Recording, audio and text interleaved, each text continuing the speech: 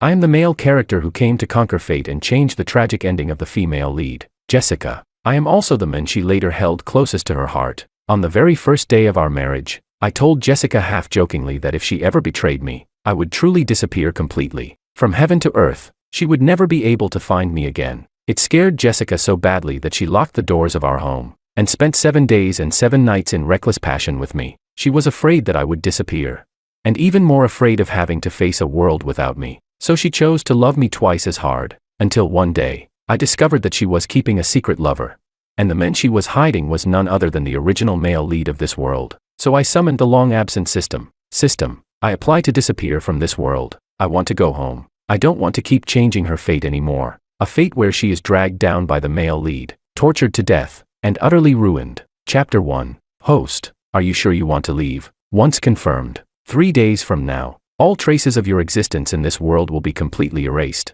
At that time, everyone will forget you, except for your wife, Jessica. I closed my eyes and let the cold snowflakes fall onto my face. They melted into water and slid down. Yes, I'm sure. System detected that Jessica is already pregnant with the host's child. Once confirmed, the child will also be erased. Are you sure?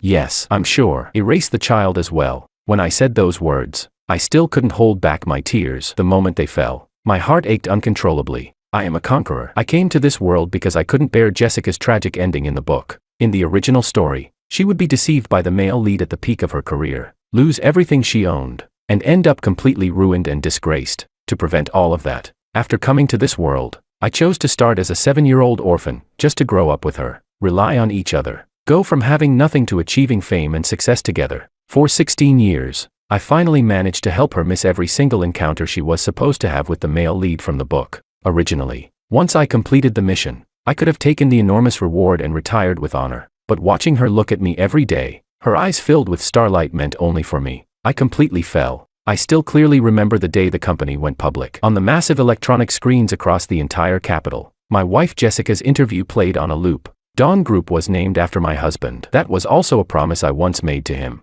Jessica truly loved me. On the day of the successful listing, she transferred all her assets and shares into my name. When faced with reporters' questions, the woman who was always calm and decisive blushed for the first time. To me, James is my entire world. Yes, my entire world. Once, I believed that too. That was why I chose to stay. Since she saw me as her whole world, how could I abandon her alone? But staying in this world was never easy, so I paid the price with my 2 legs, and from that day on, I spent every day and night confined to a wheelchair. Even so, Jessica never once despised me. Every time she attended high society banquets, she would personally push my wheelchair, proudly introducing me again and again, her eyes full of affection. This is my husband, James. I knew she was afraid I would feel inferior, afraid I would doubt her sincerity, afraid that she might leave me because I was disabled. I never doubted her sincerity. It's just that sincerity is like snowflakes, beautiful, but fleeting. 2 months ago, I discovered that Jessica was keeping another man outside. Every time she used the excuse of an important meeting, she was actually going to be with a man named Christian. Christian, the name of the original male lead, the childhood friend who should have appeared by her side when she was 6 years old. So they still met in the end. Even without sharing hardship, they still fell in love at first sight. I rubbed my face, pushed my wheelchair from the balcony back into the room, and wrote a farewell letter. In it, I wrote about my origin, my purpose, and her future. I wasn't trying to change her ending anymore. After coming to this world for 16 years, I just wanted to give my past self an explanation. James, what are you writing? Jessica walked over with a bowl of medicine. Seeming to notice my low mood, she spoke softly in a coaxing, almost coquettish tone. There were a few things at the company that needed handling today. That's why I came back late. But I bought your favorite pastries. After you finish the medicine, I'll get them for you. Okay.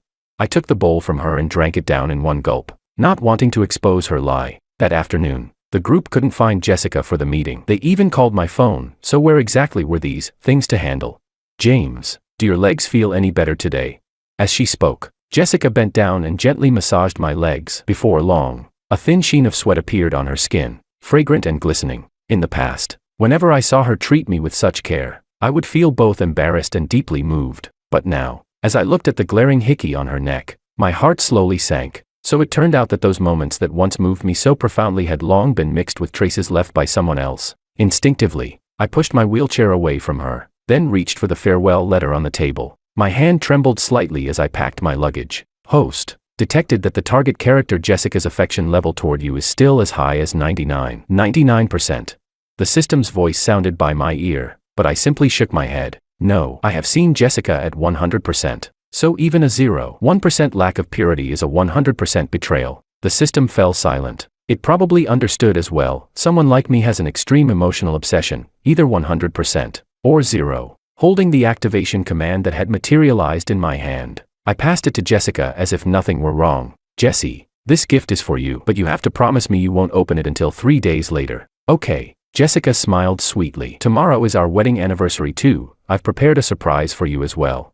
All right. Beep. The Conquered has officially initiated a farewell to the target mission. Transmission will begin in 3 days. Chapter 2. The next day, Jessica happily pulled me out of bed, full of excitement as she insisted on taking me to the small island where we had first confessed our love. Because of our story, that place had now been dubbed by people as the sacred land where the god of love descended. Along the way, Jessica kept emphasizing that she had prepared a surprise for me today. Host. According to system calculations, the target intends to tell you that she is already pregnant. Hearing the system's words, my heart stirred for a brief moment. Ever since 2 years after our marriage, my dream had been to have a child with her, because that would be proof that I could leave something of myself behind in this world. But now, forget it. My heart sank once more. I turned my head to look out the window and didn't respond to Jessica. The excitement on her face froze for a second, yet she still smiled gently. What's wrong, James? Is your leg hurting again from the bumpy ride? Jessica softly massaged my legs, just like before, then personally pushed my wheelchair out of the car, her movements careful and meticulous. Look, it's Jessica and her husband. They're even better looking in person than on TV, and so loving. The moment we got out of the car, we were surrounded by a crowd. Amid the noisy chatter, Jessica shyly leaned against me, looking exactly like a loving wife. A young couple excitedly squeezed their way in front of us. President Lin, we're getting married next month. Could you and your husband write us a blessing on our wedding photo? Everyone says you're the god of love. With your blessing, we'll surely be as happy as you and your husband. I froze for a moment, just about to refuse, when Jessica was already smiling and writing a message on their photo. James, you write something too. She handed me the pen and the photo, her eyes full of anticipation. I looked down and saw what she had written. May you be like James and me, together for all lifetimes, forever in love, never to part. Seeing those words, my stomach churned. In the end, faced with Jessica's hopeful gaze, I shook my head. Vows are useless. True love doesn't need to be put on display. As long as you only have each other in your hearts and eyes, you'll definitely stay together forever. At that, Jessica's expression stiffened, and the couple exchanged awkward glances. The man seemed to sense something was wrong. After saying, "Sorry to bother you," he quickly pulled his girlfriend away. James, what's wrong with you? Did I do something wrong? As if she had realized that I knew something, Jessica looked at me with panic and fear of losing me, fear that I might leave her. She probed cautiously. No, I finally spoke. I was just thinking about a movie I watched today. Jessica immediately let out a sigh of relief and smiled as she followed up. What movie? I slowly turned my face toward her and met her gaze. The female lead used to love the male lead very much, but later she changed her heart and kept hiding it from him. I stared quietly at Jessica's face, watching every subtle change in her expression. Jessie, if one day you changed your heart, never, absolutely never. Before I could finish, Jessica hurriedly cut me off, as if she couldn't accept such a possibility. James, the person I love most in this lifetime is you. Even if all the women in the world betray someone, I won't. I can't live without you. At that moment, I suddenly felt an unbearable pain in my heart, and in the very next second, her expression changed. I felt a sudden rush of heat in my nose, and I slid straight out of my wheelchair, collapsing onto the ground. Beep. System notification. As the host is about to disengage, bodily functions will gradually weaken. Remaining time, 2 days. James, what's wrong with you? We're going to the hospital right now. Jessica's voice trembled violently as she tightly clenched my hand. Large tears fell onto the back of it. Seeing that my nosebleed wouldn't stop, she completely panicked. She wrapped me in her arms and kept kissing me over and over. James, what's wrong? Don't scare me. Let's go to the hospital right now. Okay, I won't change my heart. I'll never change my heart. Don't overthink it. Okay, believe me, believe me. At the hospital, Jessica insisted that I undergo a full body examination. A billionaire CEO personally ran around registering, fetching medicine, and handling everything without the slightest impatience. Sitting in my wheelchair, watching her busy figure, my heart felt unbearably sour. Suddenly, someone slammed hard into me. I, along with my wheelchair, toppled straight onto the ground. My completely numb legs crashed into the doorframe. instantly bruising and turning purple. Sorry about that. Oh, so it's Mr. James. I was in a hurry to get President Lin to sign something and didn't see you. When I looked up, a figure was already standing in front of me, his eyes full of contempt. Although I had never seen this man before, from his disdain and undisguised hostility, I immediately knew who had deliberately knocked me over. Christian, the man Jessica Lin was keeping outside. This was my first time seeing the male lead from the novel. He was wearing a well-tailored suit, looking confident and high-spirited. In the original story, he and Jessica had known each other since childhood. He would go through fire and water for her. Yet on the eve of the company's IPO, he took all the money and disappeared, leaving Jessica devastated, only to rise again years later. Even so, Jessica still loved him to the point of obsession, even destroying her own reputation in the end, ultimately becoming ruined and disgraced. My appearance had changed their storyline, but clearly, my attempt had ultimately failed. The story had still forced the two of them back together, just in another way. Jessica rushed over, panic written all over her face as she helped me up from the ground. Then she turned around and slapped Christian hard across the face. Christian, what are you doing? Can't work wait until tomorrow. Didn't you see that James isn't feeling well right now? Chapter 3. Jessica was so angry that her face turned pale, yet the panic in her eyes could not be concealed. Beep. The target's affection toward the host has reached 999%. Favorability toward the original male lead has dropped to 0.001%. Is that so? Yet what I saw clearly was the guilt hidden deep in her eyes, growing stronger by the second. I pretended to casually size up Christian, but the moment I noticed the lip mark on his neck, I froze. The bright red lipstick mark was exactly the same shade as Jessica's lipstick from yesterday. Assistant Christian is really considerate, I said pointedly, my tone dripping with sarcasm. Working so hard even late at night, Christian didn't care in the slightest. He casually wiped the corner of his mouth and smiled. Not at all. President Lin is extremely busy. I naturally have to cooperate as best I can. If everyone were as frail as some people, wouldn't the company collapse? Don't you agree, James? Christian, who gave you permission to speak to James like that? Jessica shouted sharply, then turned and bent down to grasp my hand. James, don't listen to his nonsense. As long as you're well, that's the greatest happiness for me. Christian's expression darkened. President Lin, this document is really important. I need your signature as soon as possible. Jessica frowned deeply, staring at Christian with a chilling aura settling around her. I said it already, nothing is more important than James. As she gritted out each word, Christian's face grew even uglier, the unwillingness in his gaze toward me becoming unmistakable. Since there's work to do, go ahead. I'll go home by myself, I said, my tone calm to the point of being frightening. But James, are you really okay on your own?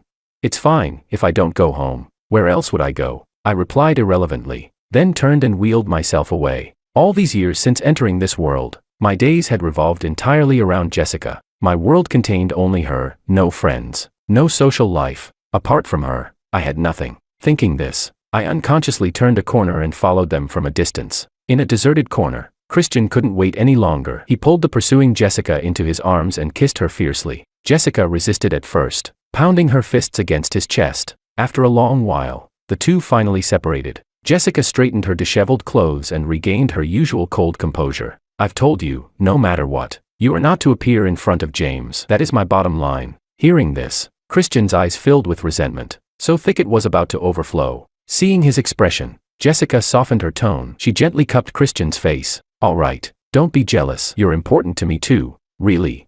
Christian's Adam's apple bobbed, his gaze darkening. Really? Jessica stroked his head, as if soothing an injured puppy. Otherwise, she tiptoed and gently pressed her forehead to his. Otherwise, how could I have secretly supported you for so many years behind James's back? The moment I heard that, my heart clenched violently, the pain suffocating. The two locked eyes. Her gaze grew increasingly dazed, gradually stained with desire. Don't be angry anymore. How about I come over tonight and keep you company for a few hours? Jessica's words became openly provocative. Christian grabbed her arm and pulled her completely into his embrace. You're going to go back in a company that cripple again?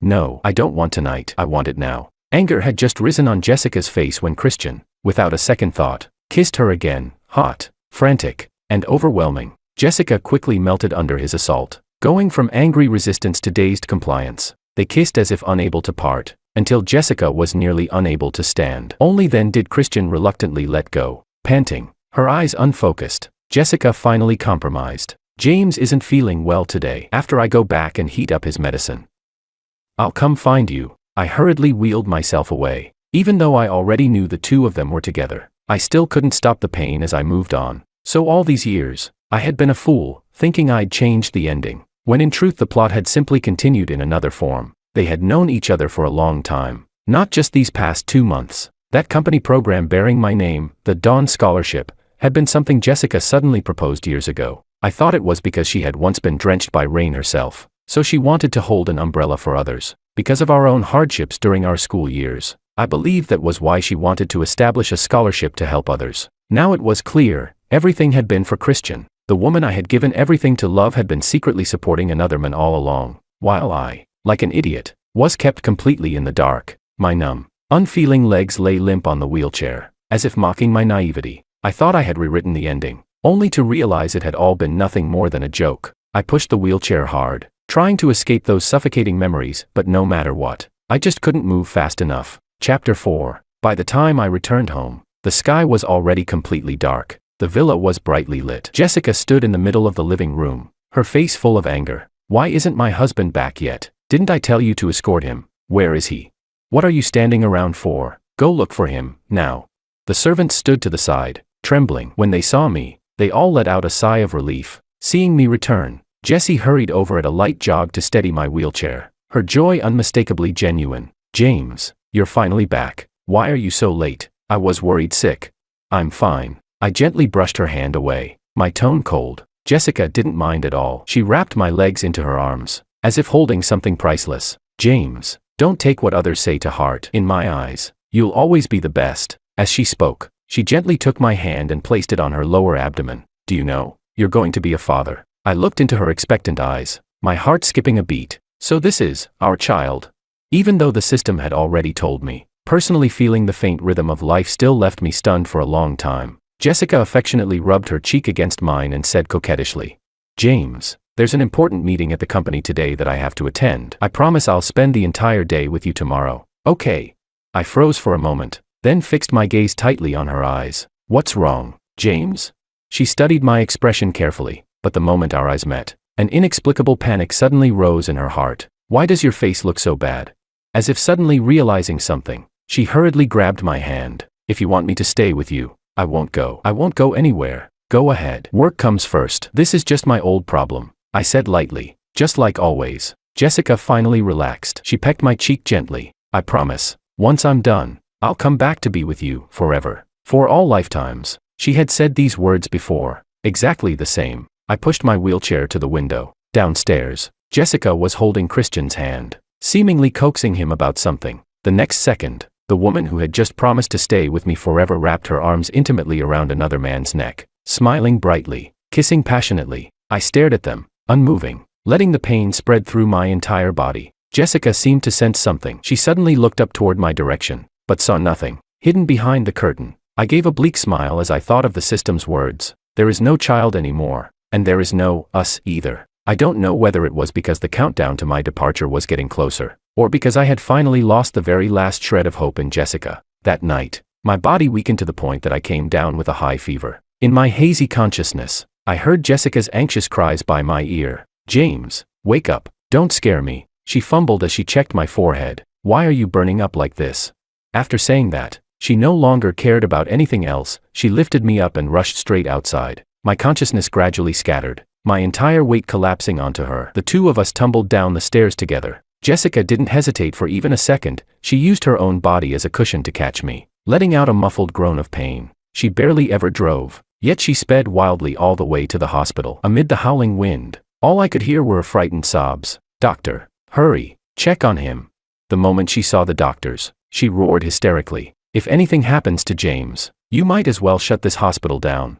Amid the chaotic footsteps, I struggled to lift my eyelids. Jessica was gripping my hand tightly, her eyes swollen and red as tears kept falling. James, you must be okay. I can't live without you. Her usually immaculate clothes were smeared with mud. Her ankle was badly swollen, yet she stubbornly jogged alongside the gurney the entire way. The day after tomorrow is your birthday, she said shakily. The flowers on our island have bloomed again. I'll take you to see them. Okay.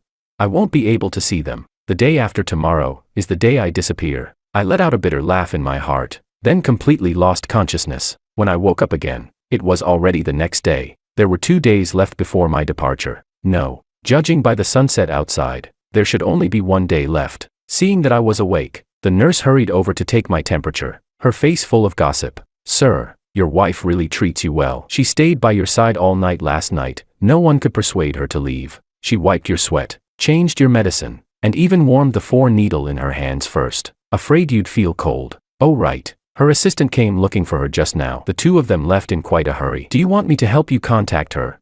I shook my head. No need. After the nurse left, I struggled out of bed, wanting to go to the doorway to get some fresh air. But the moment I pushed the door open, I heard an argument coming from the corridor. It was Jessica and Christian. What are you doing here? Jessica lowered her voice, as if afraid of disturbing my rest. You promised you'd accompany me today to pay respects to my parents, Christian said, lowering his head innocently, like an abandoned puppy. Jessica frowned impatiently. Christian was about to say more when he suddenly noticed me standing at the doorway. His expression shifted slightly. What's wrong?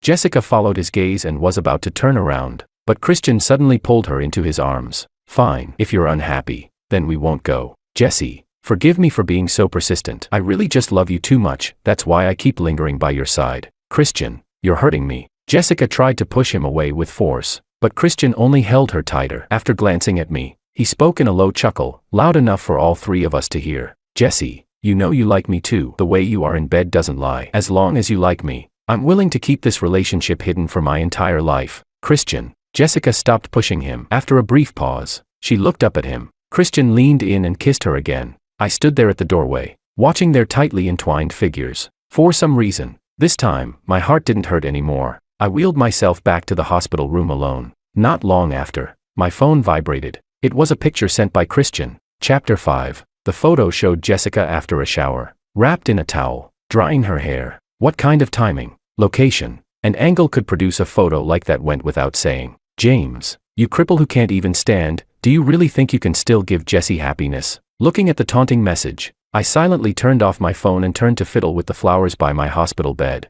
It didn't matter anymore. One more day, and I would finally be free. In this final stretch of time, I wanted to properly say goodbye to the world, though, in truth, there wasn't much to say goodbye to. I had grown up by Jessica's side since childhood. My world had always consisted of only her. After thinking it over, I decided to donate the gifts Jessica had given me to the orphanage where I had lived as a child. Let it be the very last trace I left behind in this world. With a bitter smile, I sent a message to the director. Director, I'm going home, back to my own home. I'll trouble you with handling the donations. Then I called the lawyer and transferred all the shares and assets back to Jessica. Although in the early years I had helped her a lot using my advantage as a transmigrator, the company had ultimately been built by her own hands. It should be returned to her. This time, I no longer wanted to interfere with her ending. The moment I hung up, another taunting message from Christian came through. James, I know tomorrow is your birthday. Guess who Jessie will be with? At that moment, the hospital room door was pushed open violently. Jessica rushed in, her panicked voice trembling. James, the director said you're leaving. Where are you going? Her eyes reddened as she stared at me, anxious, tense, afraid. Just a business trip. I casually made up an excuse, no longer looking at her. You scared me to death. The director said you were never coming back. Jessica finally relaxed, though her eyes were still red, like a startled little rabbit. Come eat something. I went out especially to buy your favorite, century egg and lean pork congee. As she spoke, she ladled a bowl from the thermal container, carefully blew on it, and brought it to my lips. I took a sip, but my gaze caught the glaring hickey on her neck. She seemed to realize it too and hurriedly pulled up her collar, her eyes darting away. James, I've handled your discharge paperwork. Let's go out and get some fresh air. I nodded, saying nothing. What was there left to say? The truth was already laid bare. Just as we finished packing, Jessica's phone suddenly vibrated. There was no need to guess, it was Christian. James, there's something urgent at the company.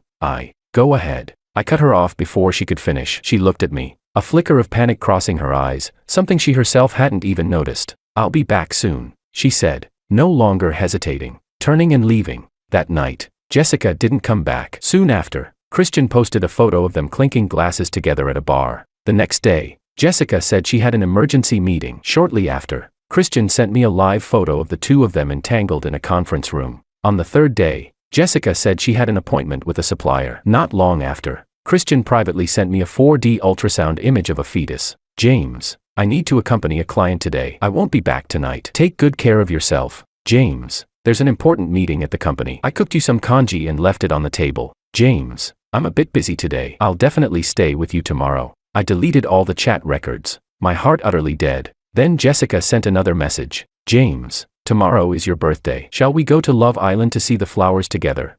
I didn't reply. I turned off my phone and tossed it aside. The system's cold notification echoed in my mind. Host life countdown, 24 hours. The next day, the very last day of my life, I packed up everything I had previously listed for sale online and sent it out. I emptied the room, and emptied my heart as well. Jessica still hadn't come back. Turning my head, I saw the news playing on TV. A man had nearly drowned on Love Island, and a woman was frantically giving him mouth-to-mouth resuscitation. Christian, don't scare me. I can't live without you. As the camera zoomed in, I recognized her instantly. It was Jessica, and the one she was kissing was Christian. The news was cut off almost immediately. The very next second, Jessica's call came through. I didn't answer. I let it ring again and again, until it finally fell silent. Those clumsy excuses, I didn't want to hear them anymore. I wheeled myself to the small shop where we first met and ordered 2 bowls of our favorite beef noodles. Young man, why are you alone today? The owner asked warmly. Where's your girlfriend?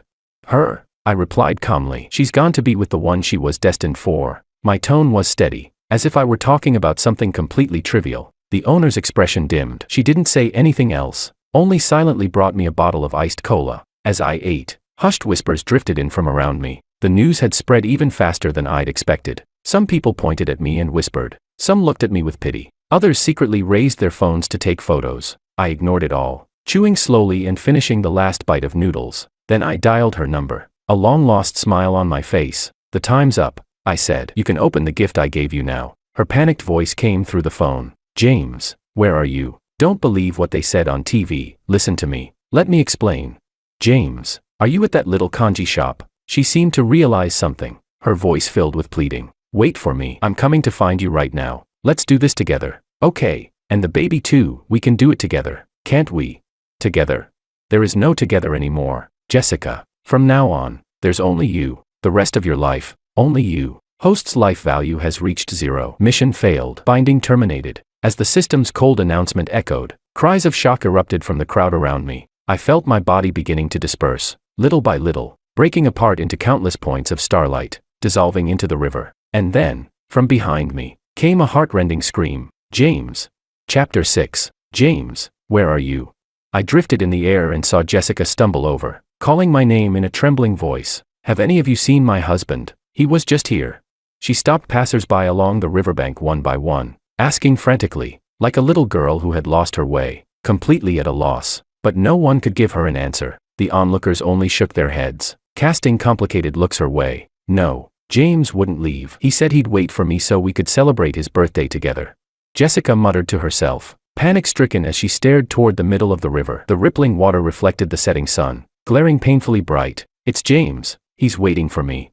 Jessica went mad, rushing toward the river. The crowd hurried to stop her. I hovered in the air like a bystander, watching her throw herself into the river without hesitation. The icy water soaked her clothes and extinguished the very last trace of hope in her eyes. Jessica choked on several mouthfuls of water as her body slowly sank, yet her gaze refused to give up, searching relentlessly. James, you can't just leave me like this. You promised we'd go to Love Island together to see the flowers. Her cries came in broken gasps, her desperate figure rising and falling in the river, reflecting the final glow of the sunset. Congratulations, host. Target character Jessica's affection toward you has reached 100%. Conquest complete. Warning. System error detected. Separation process is irreversible. Host will be sent back to the real world. Warning. System malfunction detected. Host will temporarily remain as a sole entity. Still have to stay here. I let out a bitter laugh and swayed my semi-transparent body. The crowd on the shore fell into chaos. Some hurried to pass over life rings. Others called for help. The police arrived quickly and pulled the nearly drowned Jessica out of the water. The woman who once shone brilliantly on television was now nothing more than an empty shell that had lost its soul. Her face was pale, her lips purple, her stiff body trembled under the rescue blanket as she kept murmuring my name. James. James. Miss, is this your bag? A police officer picked up a canvas bag from the shore and handed it to her. I recognized it at a glance. It was the gift I had once given Jessica. Back then, we were both poor, so I had made this bag by hand for her. Even after she became the wealthiest woman in the country, she had never parted with it. I still remembered a reporter once asking her why she chose to carry such an unfashionable bag to public events. She had smiled brightly and said it was a gift from her husband. But after Christian appeared, Jessica changed her style entirely. The bags at her side became nothing but luxury brands like LV. I hadn't expected that today. She would deliberately switch back to this canvas bag. Yes, it was a gift from my husband, she said hoarsely.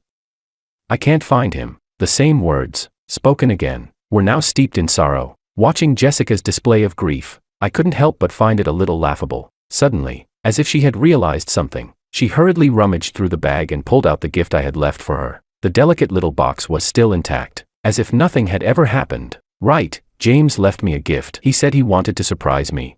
He must be joking with me. Yes, it has to be that. Her trembling hands moved to open the small box, but the moment it opened, tears slipped down silently. The box was empty. Inside lay only a light slip of paper. Jessica hesitated for a moment, then finally unfolded it. Jessica, I'm going back to my own world. That was the last sentence I left for her. Upon seeing the note, Jessica covered her mouth, breaking down into sobs. James, this surprise isn't funny at all. Those few short words were like a blade, cutting her heart open, blood dripping from every stroke. She could hardly believe that such a resolute farewell could come from someone as gentle as I had always been. I floated in the sky, watching Jessica sit dazed on the ground, clutching the note. James, where are you going back to? Didn't you say I was your whole world?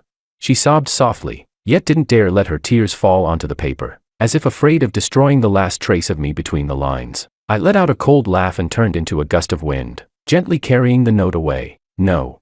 Jessica reached out to grab it, but stumbled and fell to the ground, watching helplessly as the paper drifted away with the wind. Chapter 7. Suddenly, fragments of words I had once spoken while drunk flashed through her mind. I'm a transmigrator. I don't belong to this world. Her hands trembled slightly as she remembered the red string she had once tied for me. She hurriedly looked down at her own wrist, but the red string was long gone. Just like our relationship. Just like the final gift I had left her. Gone without a trace. Perhaps even Jessica herself had forgotten that after she promoted Christian to her assistant, that red string had been replaced with a couple's bracelet the two of them wore together. The crowd around her gradually gathered closer. They finally recognized that this soul-lost woman was none other than the richest woman. Jessica. That's really the female tycoon Jessica. Why is she crying like this here?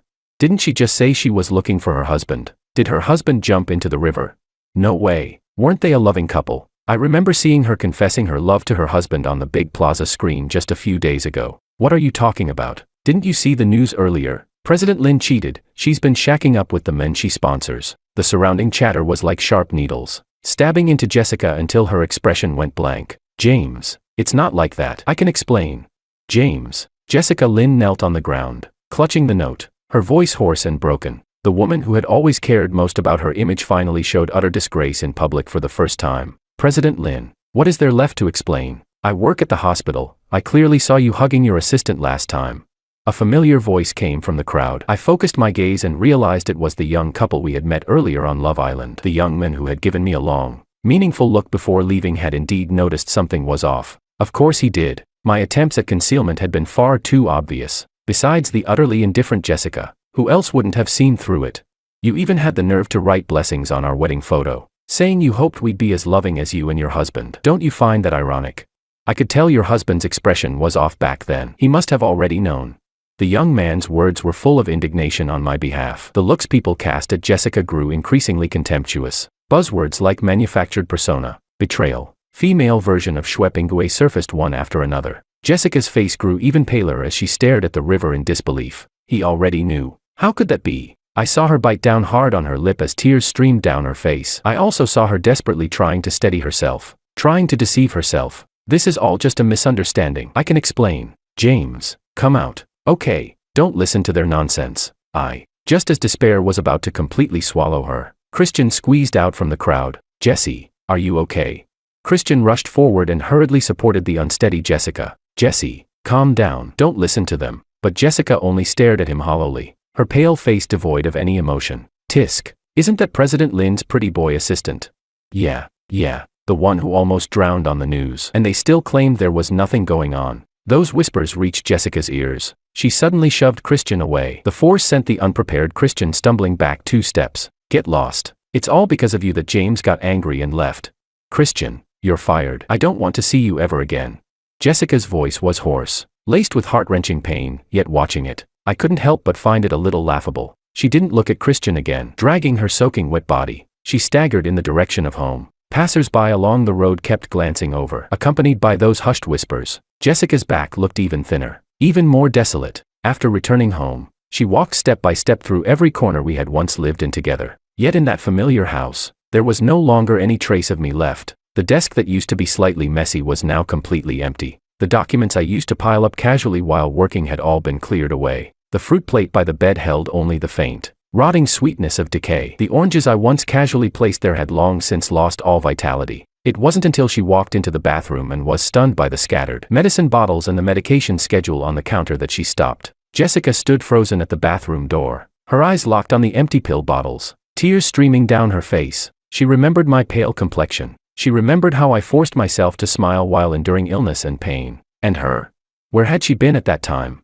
She had been busy entangled with Christian, ruthlessly casting me aside. James, I need to accompany a client today. I won't be back tonight. Take good care of yourself. James, there's an important meeting at the company. I cooked you some congee and left it on the table. James, I'm a bit busy today. I'll definitely stay with you tomorrow. Each perfunctory lie was like a sharp blade, slicing through her mind again and again. Jessica covered her face as tears slipped through her fingers. Once, I had been the perfect husband in her eyes, gentle, attentive, successful. But ever since Christian appeared, everything had changed. James, I'm sorry.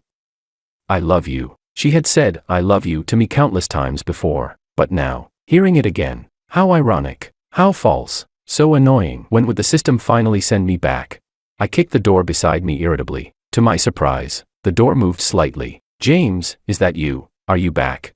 Chapter 8. Jessica suddenly lifted her head and walked into the bedroom, her heart full of hope, but there was no one inside. Her gaze fell on the empty photo frame on the bedside table, and her breath caught. The wedding photo that had once been inside the frame had been burned by me, just like the nights we had spent together in the past. Reduced to nothing. It was as if all the beauty and promises had never existed, as if I myself had never appeared in her life. Jessica collapsed onto the edge of the bed, on the verge of a breakdown. Gently stroking the photo frame, I floated in the air, watching Jessica cry alone with a blank expression. Yes, we still have a child. I still have a child with James. James loves children so much, he'll definitely come back to me.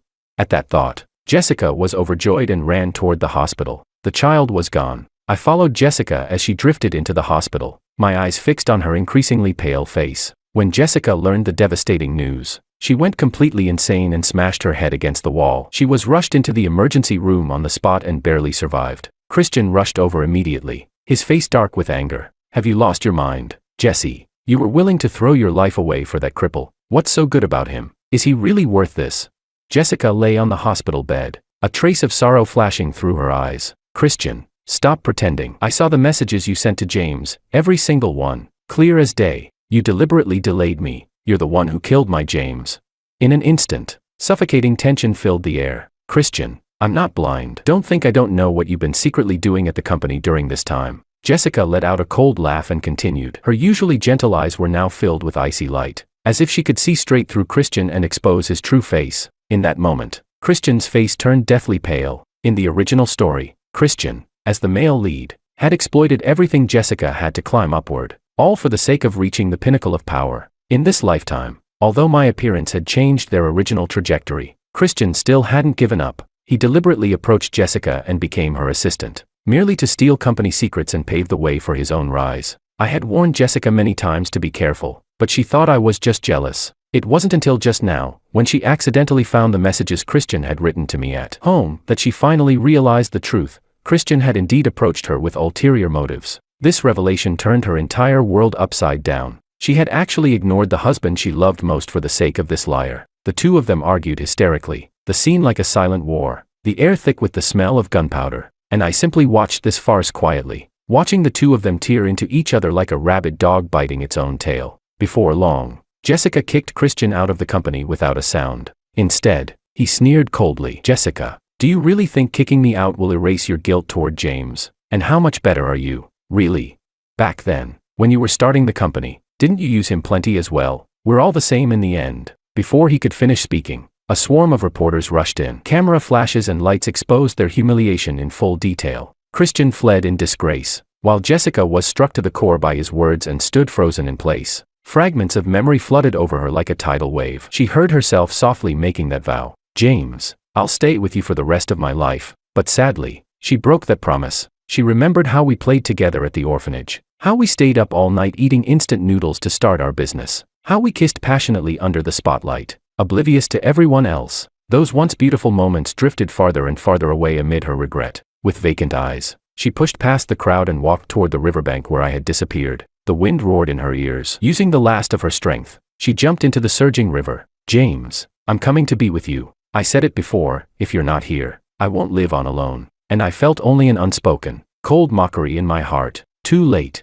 This kind of forced devotion, chasing after death, was nothing more than ridiculous. At that moment, a familiar system notification suddenly sounded in my ears. Mission complete. System restored to normal. Host will be transmitted back to the real world. My consciousness was violently pulled away. Before I could recover from the shifting scenes, I had already felt the tangible sensations of the real world. Back in reality, my whole body felt as if it were falling apart. The backlash pain felt like 10,000 arrows piercing my heart, tearing at my fragile nerves every second. The system's indifferent voice echoed in my mind. Reward issued. Please check it yourself, host. I smiled bitterly. Everything felt like an absurd dream, and now, the dream was over. The ending of the novel had still changed. This time, Jessica jumped into the river to her death, and Christian was blacklisted by the industry. Another boy sponsored by the Dawn Scholarship eventually became the new richest man. Closing the book, I lay in bed for 3 whole days before barely recovering a bit of strength. As my scattered thoughts slowly gathered, I decided to begin a new life. Chapter 9.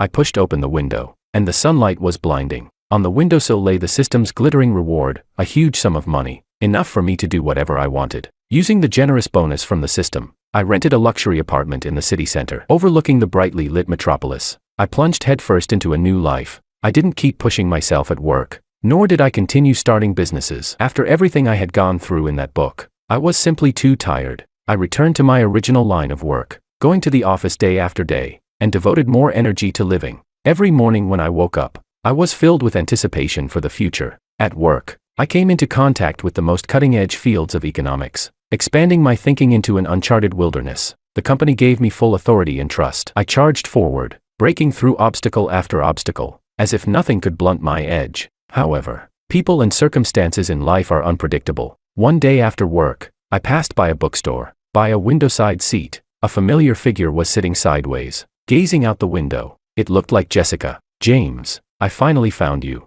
Jessica rushed out excitedly and hugged me tightly. How are you here?